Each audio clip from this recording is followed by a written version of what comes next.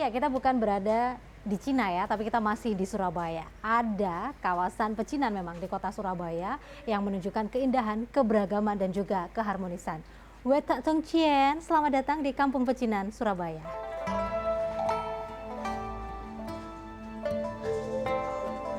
Menjelang Imlek, ornamen Tionghoa begitu mudah kita temukan di beberapa ruang publik, misalnya saja di perkantoran ataupun pusat perbelanjaan. Namun berbeda dengan kampung di kawasan Kapasan Dalam, Kecamatan Simokerto, Kota Surabaya ini, ornamen Tionghoa akan Anda temukan setiap harinya dengan mudahnya. Mulai dari gapura naga, pagoda, punden, kelenteng, lampion di sepanjang permukiman, dan beragam ornamen lainnya. Ya, kawasan dengan 600 kepala keluarga ini memang dikenal sebagai kawasan pecinan. Dari ingatan kolektif dan cerita turun-temurun, masyarakat meyakini etnis Tionghoa menempati kawasan ini berkisar abad ke-18. Jadi kebanyakan yang di sini adalah orang Tionghoa yang sudah keturunan. Itu disebut Jiao Shenren. Tapi berhubung zaman-zaman itu sekitar tahun 17-18, rata-rata mereka punya bela diri Kundao atau Kungfu. Makanya sampai di Kapasan ini punya nama besar buaya Kapasan yang selalu menentang Belanda, orang Tionghoa di sini. Kenapa disebut buaya Kapasan? Zaman dulu orang Tionghoa di sini yang pandai bela diri Kungfu atau Kundao, rata-rata kerjaannya sebagai pengawal perahu. Dari ujung Galuh, dari Perak, masuk ke sini zaman dulu. Tradisi kungfu ini pun masih melekat di kampung ini. Setidaknya puluhan warga secara turun-temurun melakukan pelatihan kungfu secara rutin, mulai generasi muda hingga tua. Terbentuknya perkembangan kawasan pecinan di Kapasan Dalam tidak lepas dari peran Belanda di masa kolonial. Makanya sama Belanda diatur sedemikian rupa, orang Tionghoa harus yang ini, dagang ini harus di sini, di sini. Dan orang Tionghoa yang punya uang harus di jalan raya. Yang sederhana atau yang cukup nggak mampu masuk ke Kampung Randu. Itulah sejarah Kampung Kapasan. Sampai saat ini pun sejarah Kapasan itu masih didengar di daerah Makau atau Hong Kong. Jadi sejarah sini memang hebat, saya kira begitu.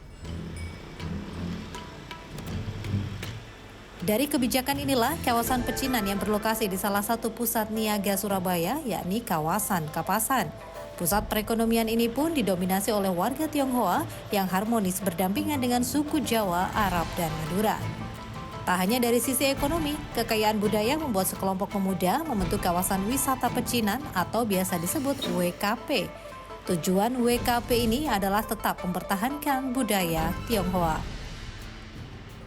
Jadi kalau di tempat kita ini biasanya kunjungannya itu ada dari agen tour dan juga dari teman-teman mahasiswa. Jadi saat ini nih yang untuk menemani tour guide-nya kita ini Sudoni. Jadi untuk saat ini kita mereka itu datang, kita siapin untuk tour guide-nya, mereka diajak keliling dan juga mempelajari sejarah yang di Kampung Pecinan ini. Mulai dari dari Kelenteng Bonbio sampai dengan Kampung Pecinan Kapasan Dalam ini. Kedepannya saya pinginnya itu untuk generasi mudanya lebih greget lagi supaya bisa regenerasi, jangan sampai putus budaya kita ini. Sejalan dengan denyut perekonomian, konsep wisata pun mendukung.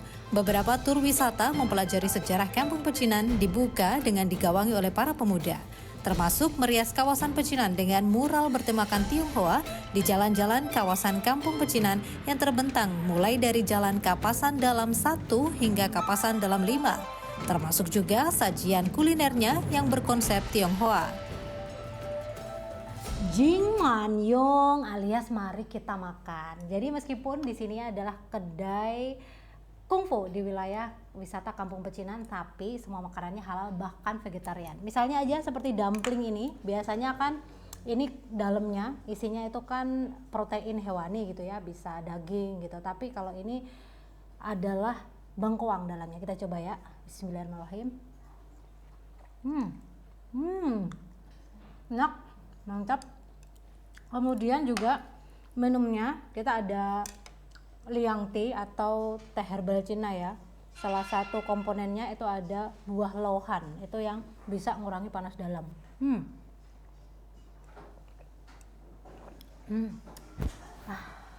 Langsung adem jiwa dan raga. Termasuk juga ini ada sop Bandung, bukan kota Bandung ya, karena ada beberapa istilah di Tionghoa, termasuk juga di Singkawang. Itu Bandung itu adalah singkong, nah atau kasava. Jadi ini unik banget. Kita makan sop kasava. Ini semua vegetarian atau ini termasuk ini dibilangnya ikan asin, padahal ini adalah dari rumput laut. Meskipun veggie tapi kita ngerasa umaminya dapat banget. Mantap. Lanjut makan. Gampang.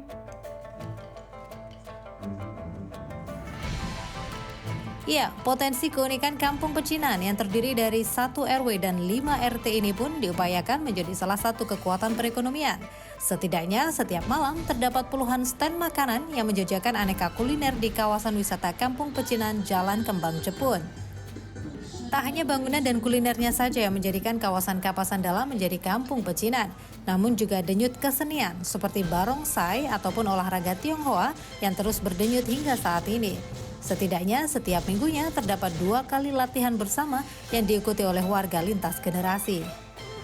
Ya, tak hanya pergerakan kuliner dan wisata di Kampung Pecinan Surabaya saja yang menampilkan wajah keberagaman di Indonesia, namun juga keharmonisan bersama, baik dari sisi keagamaan, etnis, olahraga, dan aktivitas kesehariannya.